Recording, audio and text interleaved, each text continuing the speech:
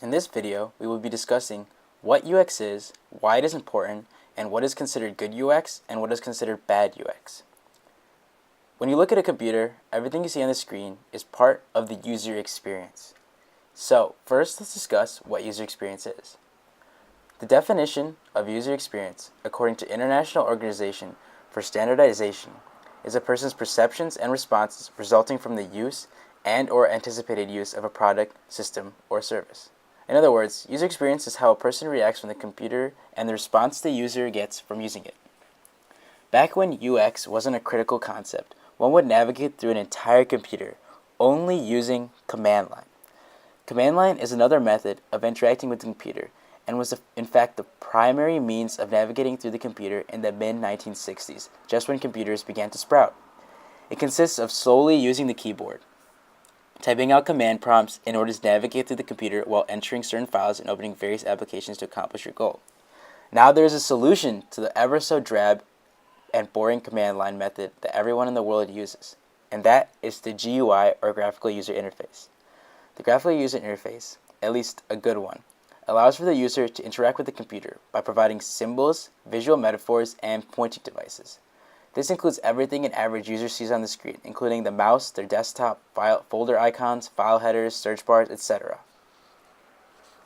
The distinguishing characters of good UX models, according to developer Bastian Heinlein, is the following four elements of the UX pyramid: nice look, good usability, great usability and beautiful UI, and make the user happy. And to dive into what good usability means, we must first visit Nielsen's Usability Heuristics for good UX. These heuristics are a good way to understand how we can better allow users to interact with the computer relative to how they would interact with things in their day-to-day lives. The 5 pillars that are being looked at when we discuss these heuristics are visibility, feedback, constraints, consistency, and affordance. When designing UX, its important actions should be visible. If someone comes across your website, in order for them to know what to do, what the user sees must be easy to comprehend and easy to navigate. Next, we have feedback. When the user does an action, a reaction must take place in order for the user to know what they did. An example would be if you upload a document onto a website. A loading bar would appear showing you what the document is being rendered onto the website.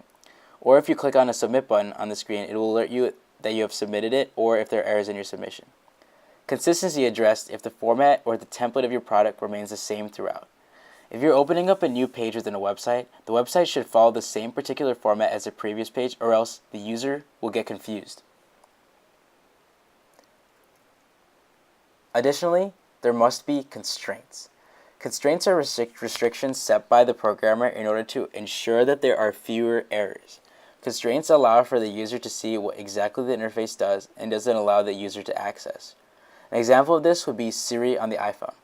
Siri has a lot of capabilities as a voice command software. If you open up Siri, the first thing that shows up is "What can I help you with?"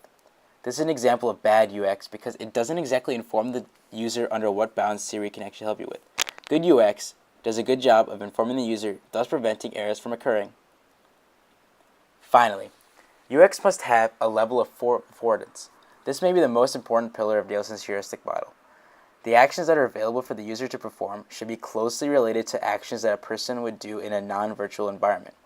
A mouse is like a finger in that they use it to point to certain things and then choose it. Swiping your finger across the iPhone screen to go to the next page is relative to how you would swipe your finger to go to the next page in a book. When the product is out there, it isn't necessarily finished. Extensive testing is done on the product before and even after it releases. Companies do user testing on their product to reduce the risk of future errors, to reduce cost, to, in general, make the product better. Now, you might be asking, why is this important? And why is it such a crucial aspect of a company's design when creating products? Success of companies is largely dependent on customer satisfaction. It doesn't matter how good you think your product is if no one is using it. Additionally, knowing how users interact with your product and the environment of the site will give insight in how to make the product better. A happy user is good UX.